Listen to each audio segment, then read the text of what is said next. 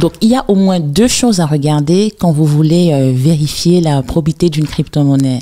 C'est la liquidité. La liquidité, c'est le volume d'échange de la crypto sous 24 heures. En dessous de 50 millions de dollars, n'y allez même pas, c'est même pas la peine. 50 millions de dollars par jour? Par jour, sous 24 heures. Sous 24 heures de transaction. 24 heures de transaction.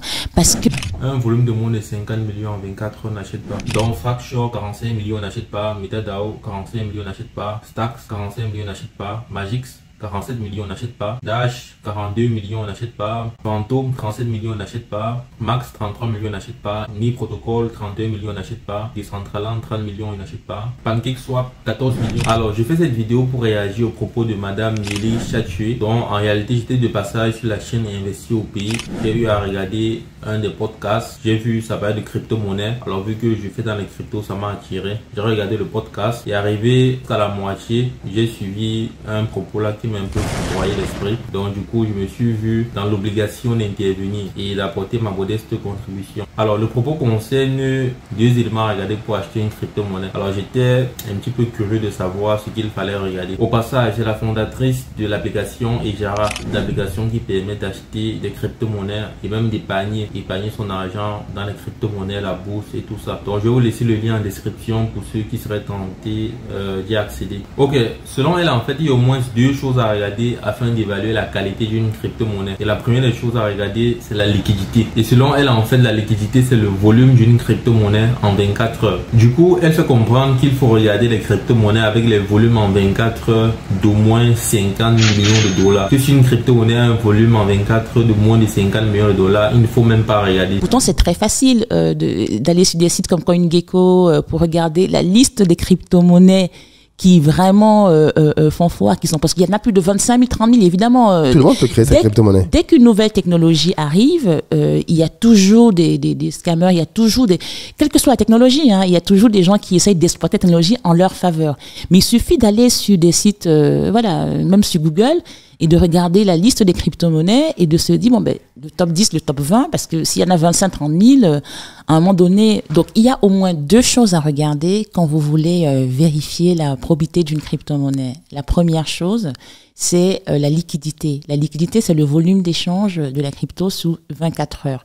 Donc, en dessous de 50 millions de dollars, n'y allez même pas, c'est même pas la peine. 50 millions de dollars par jour? Par jour, sous 24 heures. Sous 24 heures de transaction. 24 heures de transaction. Parce que ça démontre la capacité que vous avez de pouvoir entrer et sortir du marché, donc acheter ou vendre la crypto, toujours trouver un acheteur ou un vendeur facilement. Et pour moi, en fait, c'est un propos assez choquant. Parce que lorsqu'on regarde les crypto-monnaies qui sont au top actuellement, regardons par exemple Bitcoin, que tout le monde connaît. Bitcoin, en commençant, n'avait pas un volume en 24 heures de 50 millions de dollars. Au contraire, lorsque ça avait commencé, le volume n'atteignait même pas 1 million de dollars. Lorsque ça a atteint 1 million de dollars, c'était la fête. Il a fallu des célébrations.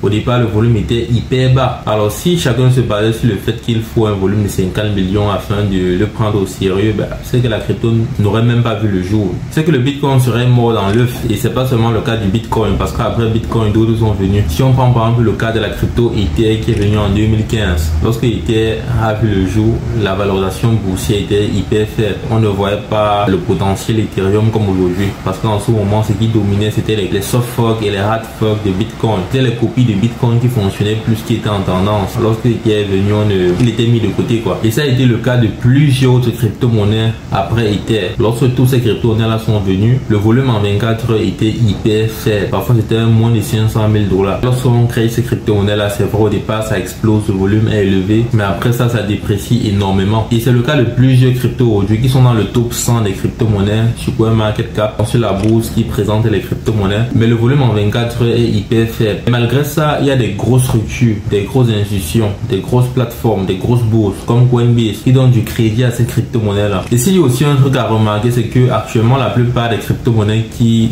ont le plus de volume en 24 heures, c'est pas forcément les meilleures crypto-monnaies. Parfois, ce sont des crypto-monnaies qui ont juste plus de visibilité parce qu'ils font énormément de marketing, mais en réalité, ils n'ont rien dans le ventre. C'est-à-dire, en réalité, dans le projet, il n'y a rien. Quand tu creuses le projet, il n'y a rien à l'intérieur. C'est ce qu'ils font beaucoup de bruit. Et vu qu'ils font beaucoup de bruit, alors c'est eux qu'on voit à longueur longueur de journée. Du coup, la plupart des personnes investissent à l'intérieur. On a constaté ça avec plusieurs crypto-monnaies. Généralement les mêmes coins. Les cryptos comme Dogecoin, Shiba, Doge, Elon, Baby Doge et consorts. Pourtant, en réalité, les vraies crypto-monnaies, les cryptos sérieuses, les cryptos qui ont des projets concrets, les cryptos qui ont bâti des partenariats avec des grosses entreprises, des grosses marques à travers le monde entier. Généralement, ce sont des crypto-monnaies qui ne bougent pas beaucoup, qui n'ont pas beaucoup de volume. Eux, ils ne se font pas trop voir. En réalité, tu as l'impression qu'une grosse partie des fonds qui devaient être alloués au marketing, les gars ont pris ça pour allouer cela au développement. Donc, du coup, ils se concentrent plus sur le développement, sur la création de richesse, sur les projets, sur le produit qu'ils vont offrir et non sur le marketing. Voilà pourquoi ces crypto-monnaies-là, généralement, ils n'ont pas beaucoup de volume et c'est en bull run qu'ils explosent généralement. Selon moi, en fait, le volume va vous être utile si vous voulez beaucoup plus trader et si vous avez un capital important parce que le volume va permettre de savoir si tu peux acheter de la crypto-monnaie et pouvoir ressortir sans problème. Parce que s'il n'y a pas de volume, tu peux acheter de la crypto-monnaie et tu n'arrives pas à revendre et tu endosses toutes les pertes qui vont avec quoi.